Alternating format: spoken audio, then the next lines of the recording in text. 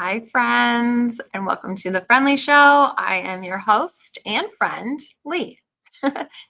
Okay, so it is a brand new month. How is everybody doing? I am so excited for this month. I'm so excited for the theme that we're going to be doing this month. So, if this is the first time that you are watching the Friend Leigh Show, I'm going to kind of really quickly go over how we do things here because it is a little bit different than our normal podcasts or normal podcasts, I guess. We do a live show every Wednesday night, 7:30 Eastern, 6:30 Central, or whatever the equivalent is for you. I liken it to I've invited you over to my home. We're in my living room. We're chatting. Maybe you brought a friend. I brought some friends, and we're all just having a conversation. And if you've ever had a conversation with me for longer than, 15, 20 minutes, it does tend to kind of squirrel in different directions. And this show may do that in each episode. But what we try to do is we look at each month, we have an overarching theme. And then each week, we look at one of the pillars of the happy framework. So the first week, and this week is going to be a little bit, or this month is going to be a little bit different because we have 5 weeks, 5 Wednesdays in the month. So this week, we're going to actually have kind of a bonus episode. Sometimes we throw that at the back end of a 5 week month. But I thought what we would do is we would put it at the front end this time. And what we're going to do is kind of like really dive into the theme itself. And then typically the first week, so that'll be the second week, we do the health and affection for yourself pillar and how, looking at the theme through the lens of those pillars.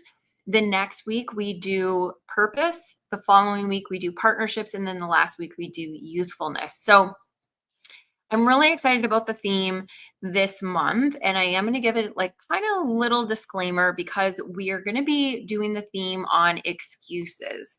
And I'll get into why I chose that theme, but I do want to kind of give you the out that you may not be ready to have a conversation about excuses because you may be really enjoying the excuses that you're making.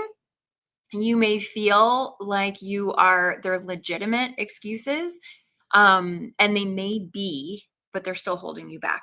And so we're really going to be diving into that this month. We're going to be having a lot of discussion about it, questions about it, experience about it.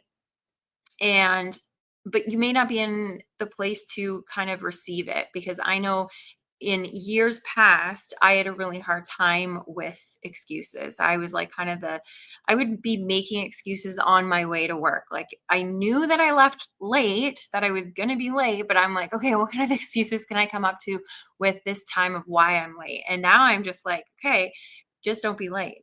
Like, stop making the excuses, stop giving yourself the out. And so I'm hoping that you are going to be here for the entire month so we can be discussing it. But we will see. So this week, instead of looking at one of the happy framework pillars, we're going to be talking all about happy or about excuses and how they kind of relate to our happiness and how they're limiting and kind of keeping us from experiencing the happiness and joy that we could be in our life. And I'm really excited to be going through that every single week. And I'm really happy that there's 5 weeks because I think it's really an important conversation. So, one of the the other disclaimer that I need to give that I give every show, sometimes at the beginning, sometimes at the end, sometimes in the middle, but I'm going to do it right now. I am not a healthcare professional in any way. I'm simply your friend that is holding space for us to be able to have really important conversations. But if you hear anything in the show that you're like, oh man, that really resonates with me, or you hear somebody talking about treatment that they've had to help them overcome certain things, please take it to your healthcare professional, whether that's your medical professional, it might be your therapist, your GP, your specialist, whoever that is. But please don't take anything that I'm saying as a diagnosis or treatment plan for you. Okay. So here's why I kind of came up with this theme this month. It is because you know that if you've watched the show, if you know me, if you've been following me, you know that 2025 has been a really difficult year for me and my family. And We've been dealing with a lot. My sister has been extremely, extremely sick. She's been in the hospital now just over a month, and there's a lot of complications. So her main reason why she was in here was because she has full blown colitis. But now the reason why she's still here is because there are many complications due to the colitis that we're working through. And then my brother-in-law is not doing well. Like, we've got a lot going on. And what I realized is when I was in the real thick of it, not sleeping because I was on caretaker duty, I had the excuse, and it was a very legitimate, true excuse as to why I wasn't showing up. I wasn't showing up, for my morning walks. I wasn't showing up for myself, nutrition wise, hydration wise. I wasn't showing up for my business, for my kitchen design business. I was doing what needed to be done for the clients that I had, but I was not. I'm an entrepreneur, so my mom and I own the business, and um we do a lot of the marketing, we do a lot of the sales calls, and we were kind of putting that all and pushing it forward because we just did not have the capacity to do it. Now, was that true? Yes and no. Um, so I was making the excuse that I didn't have the time, but we could have figured out a way to be able to make the time. And that's only now I'm realizing that, after that, now it's always easier, right? In hindsight. Um, maybe there was a month in there that it may have been very difficult, but like right now, it's been extremely difficult because we're fielding nurses and doctors and appointments, and not appointments, but them coming into the hospital room. And so my mom and I both want to be there for all of these meetings. And so we've made the excuse that it's difficult to do the outreach and to do the sales and to do all the other things. So we're just keeping our clients, making sure that we're doing all of the design work and the project management work, staying on top of that, but not doing any of the extra work. And today, on the drive into the hospital, I was like, you know what? Enough is enough. We need to figure out how to make this work, to be able to add those hours into the day. And even though it's a legitimate excuse, everybody would understand. It's an excuse, you know?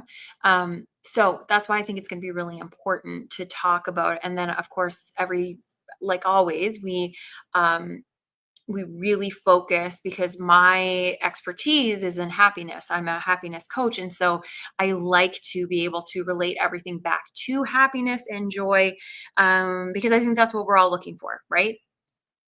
If we're looking for that promotion at work, if we're looking for that perfect relationship, if we're looking for any of that stuff, ultimately the reason why you're doing that is because you're hoping it's going to make you happier.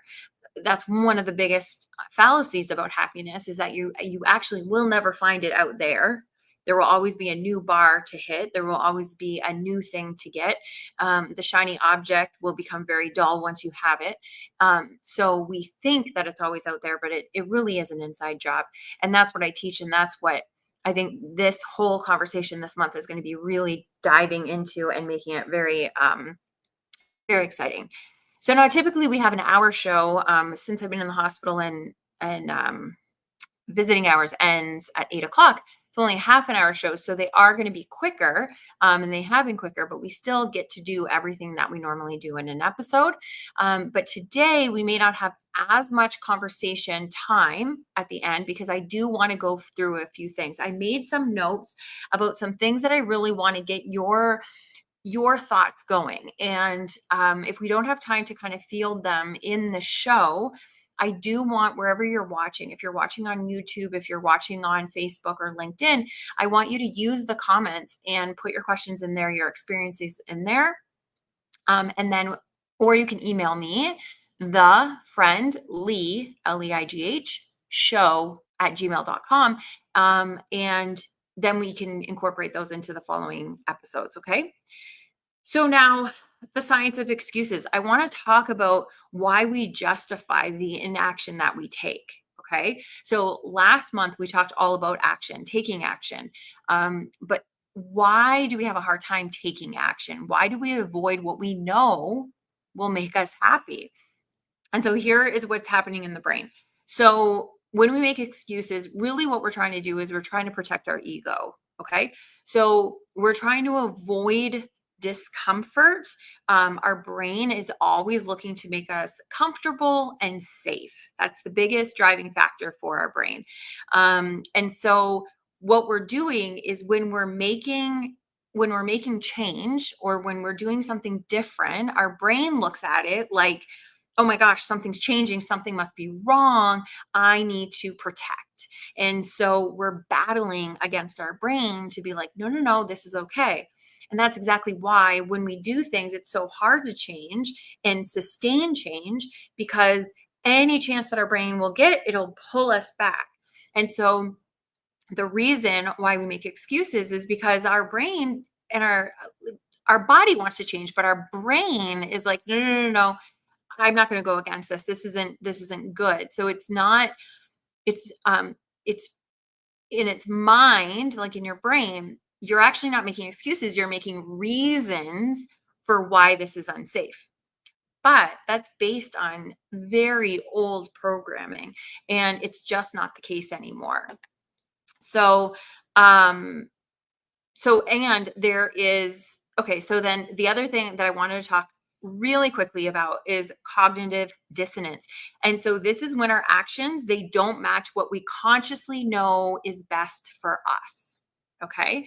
So the actions that we're taking, even though we know that if we are moving and we're eating properly and we're drinking our water and we're doing the things, we're making that sales call, we're doing those things, we're, calling our friend to go out, even if we have social anxiety, like all of these kinds of things that we know that we need to be doing, we're not doing, even though we know that they're better for us.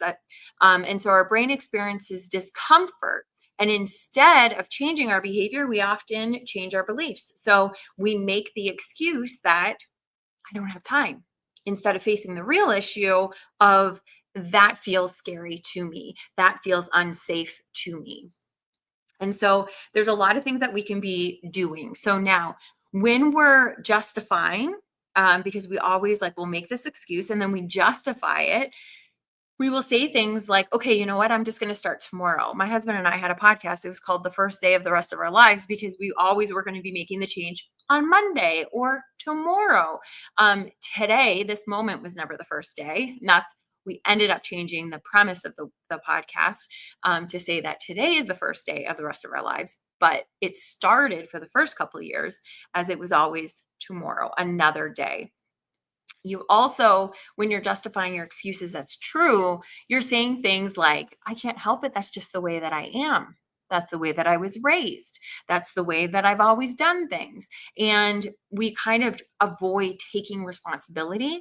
And that's one of the things that are really lacking. It's not your fault. We all do it. But it's really lacking in society right now, is taking radical responsibility for our life and our decisions and the where we're headed. Um, and then minimization. That's another justification that we make when we're making these excuses. We say, oh, you know what? It's not really important anyway. Like, it doesn't really matter if I miss this workout. It doesn't really matter. Like, what does it matter in the whole scheme of things? And so we downplay the significance of the action that we're going to be taking. And one of the best ways of how to break this cycle is for us to reframe our excuses as brain lies. So we just call them out and we say, instead of saying, I don't have time, stop saying that, because you have time. You can instead say, you know what, I just haven't made it a priority yet. You know what, it's just not important to me yet. Be honest about the things, instead of saying, I don't have time, because that's not true. If this whole 3 months has taught me anything, your priorities will absolutely shift to what's important to you, and you will make time for what's important to you. So, and then the other thing is that science just shows that taking tiny actions are the best predictor of how to break patterns. So we think that we've got to have a whole overhaul of the things that we want to do.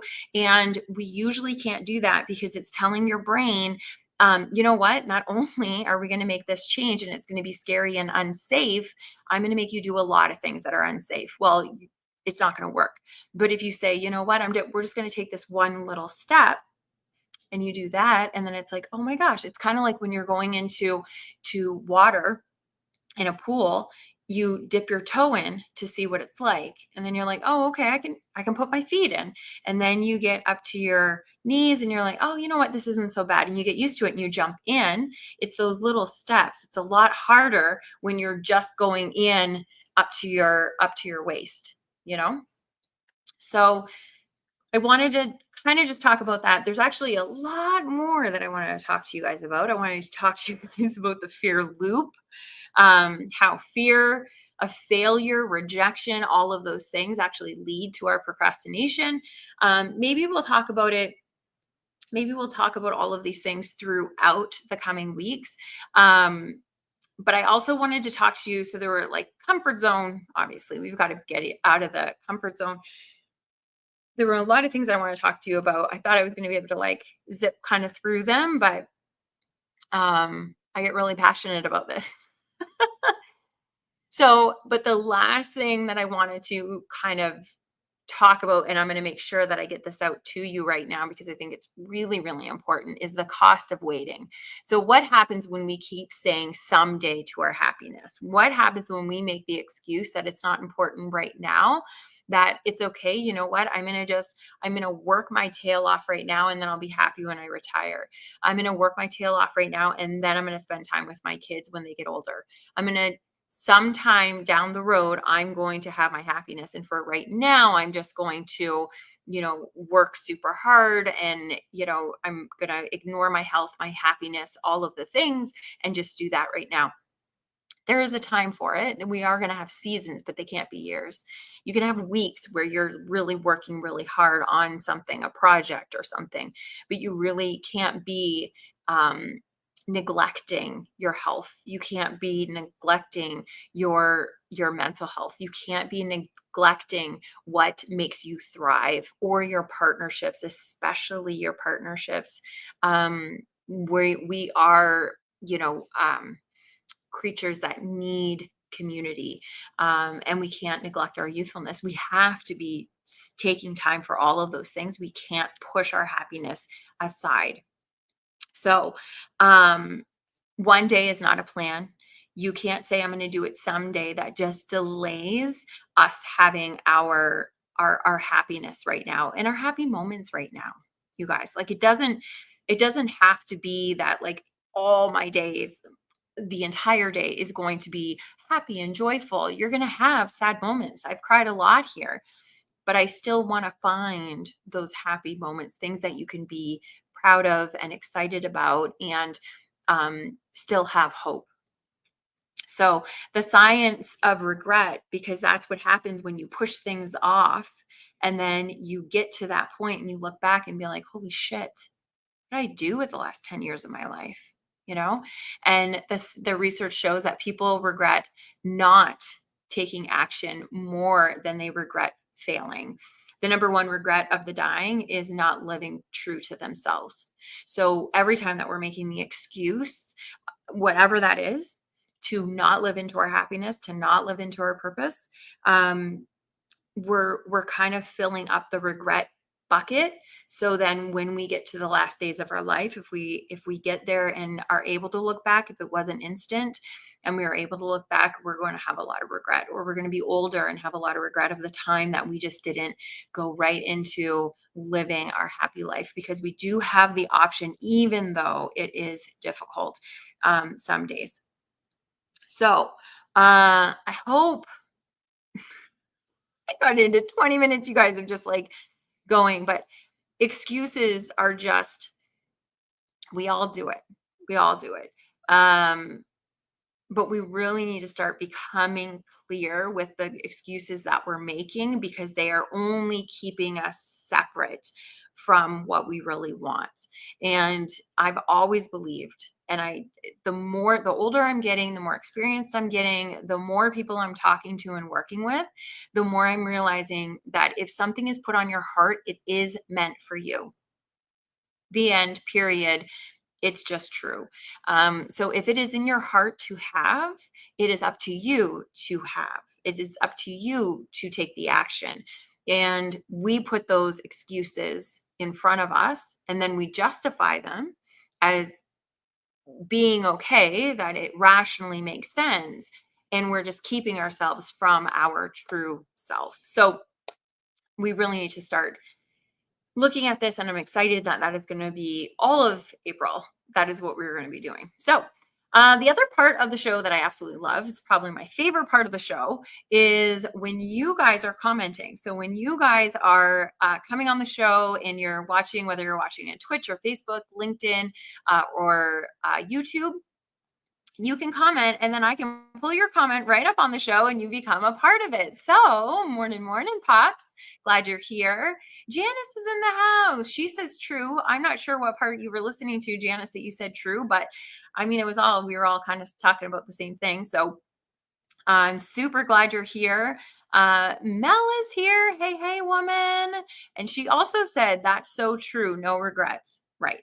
So, and you know what? A lot of the time, so we do have regrets, but a lot of the time, our regrets, like I said, at the end of the day, when we're looking back, our regrets usually are that we didn't take action on the things. And some people are like, oh my gosh, I don't know, like I don't want to regret doing this thing. Very rarely do you regret doing the thing, because usually if you do the thing and it turns out that it wasn't like the greatest outcome, you learn something from it, and there was an experience around it. And maybe the outcome wasn't what you wanted, but maybe in that you met somebody that now is, was a pivotal part of your life at that moment, or turned into a friend, or so usually taking action on that thing that's on your heart and just going for it, even if it turns out not to be what you intended it to be, we usually don't regret the things that we did.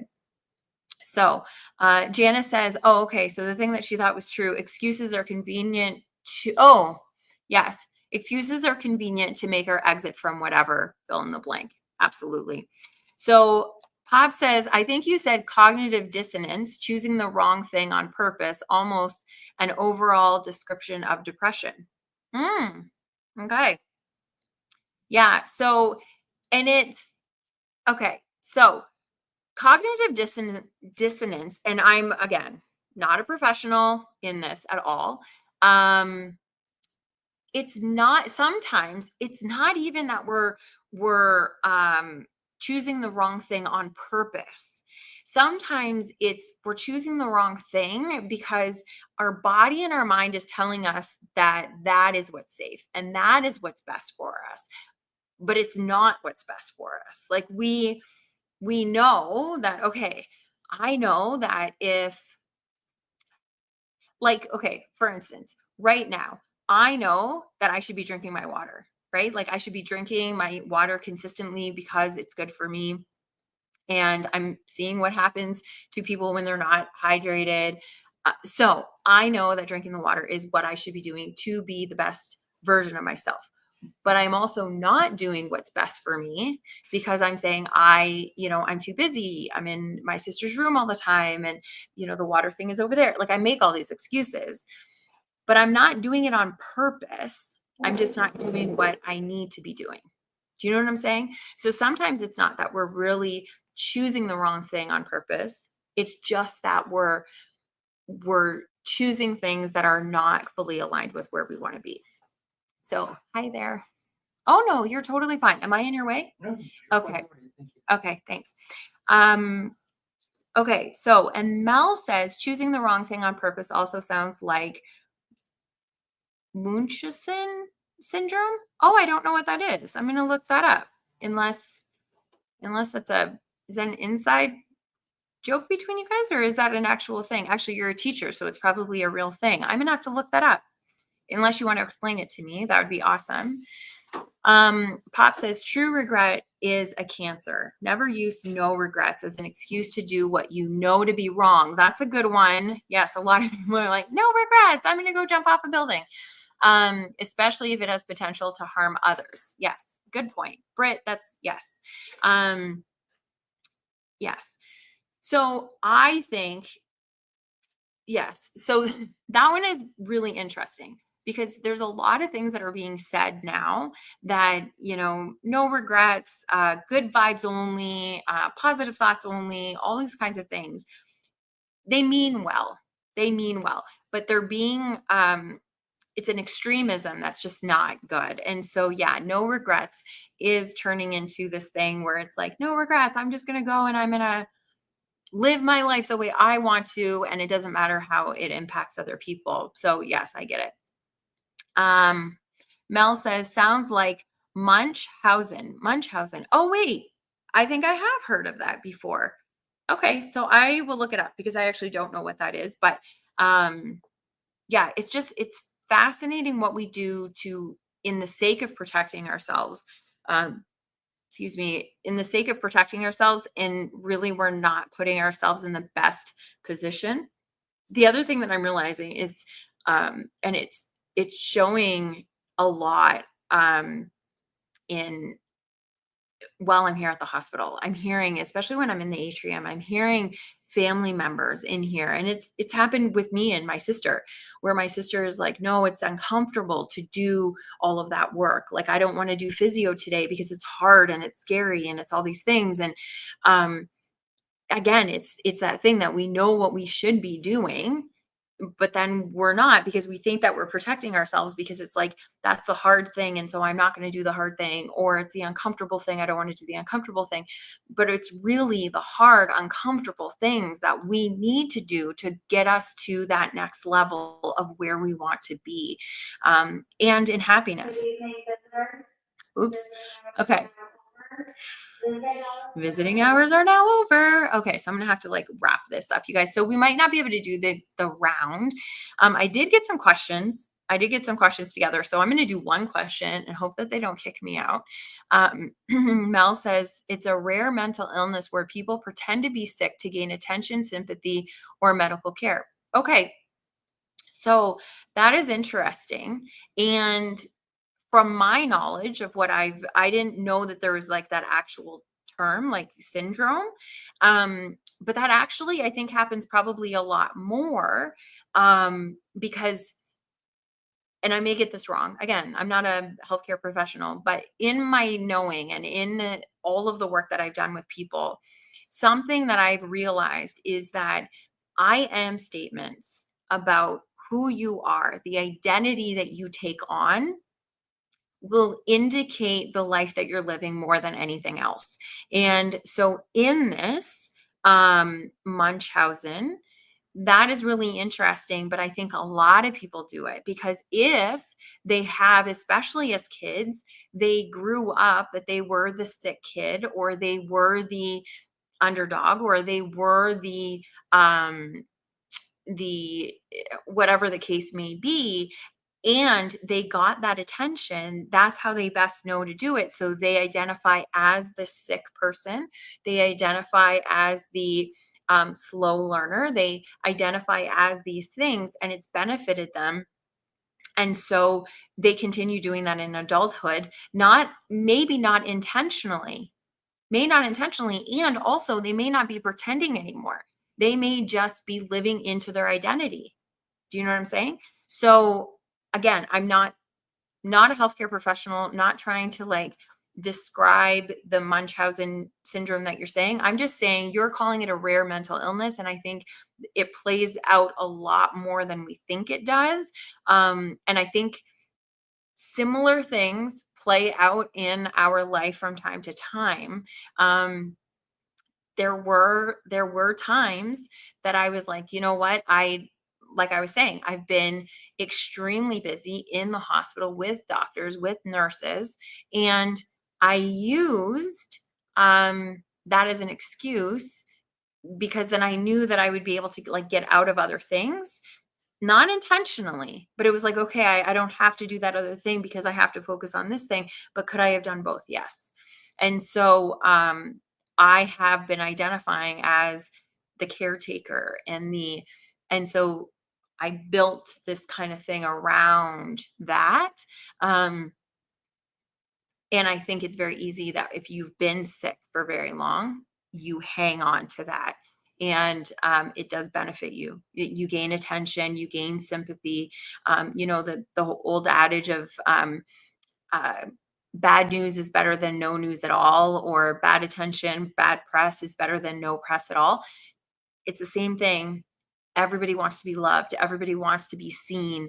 And if that's the only way that you can be seen, then it's very natural for that to happen. And so I don't think it's as rare as we think it is. I mean, maybe that actual syndrome is rare, but I see it, and I've seen it in friends, and I've seen it in family, and I've seen it where it's like they rely on that identity because it has served them, even like the cognitive dissonance, even if they know that there is something else that they should be doing to better themselves, it doesn't feel good because it's different than what they've been getting. And they've always gotten attention for the sickness, attention, even attention for the poverty, believe it or not, attention for being the person that doesn't have the money. So all of those things. This is so fascinating. I think there's going to be really good conversations in the coming weeks. So please invite your friends, you guys. Let's have some really good conversations this coming month about the excuses we make. I want to talk about all of them. And I want to talk about, kind of how bullshit they are. But what have the certain excuses that we've made, how have they served us? And what can we start looking at the truth of it? And how can we turn that around? So bring your excuses with you, because I know that you have them, because I have them. And next week, we're going to be talking about our health, the excuses that we make about our health, and the affection for ourselves. So I can't wait, you guys, to have that. I am not going to be able to have it. Let's do one question. One question real quick. Okay, so ba, ba, ba, ba, ba. Okay, so this is an easy one. What's one excuse that you have used in the past that you now laugh about?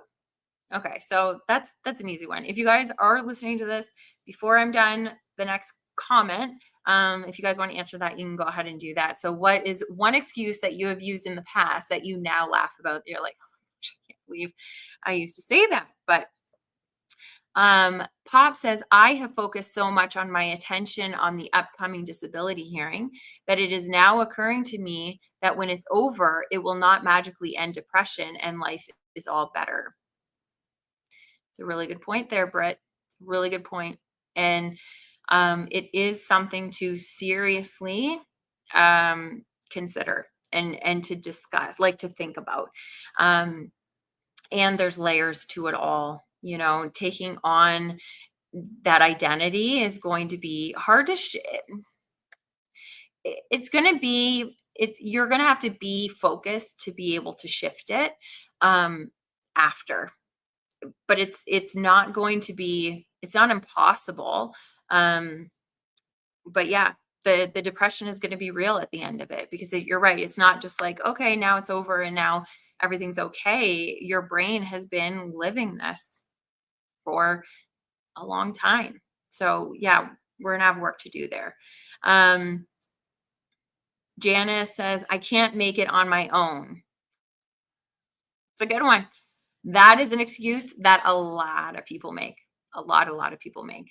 Yeah, that's a really good one, Janice. And it's funny, right? Like, you just look and be like, what? Of course I could. Now, of course you could, in the sense of being able to make your own money, get your own house, do all of your things. But I will say, we cannot thrive on our own. We do need community, but I do understand if you're talking about more partnership there, and like, I need a man in order to make it, kind of thing. I'm assuming that's kind of where you were headed with that one, but yeah, that's a good one. Okay, you guys, I love you, love you, love you, love you so much. I will see you next Wednesday. Um, if you are not part of the Happy Lab, please come on over. You can go to hellohappiness.ca or leannehello.com. It takes you to both to the same place.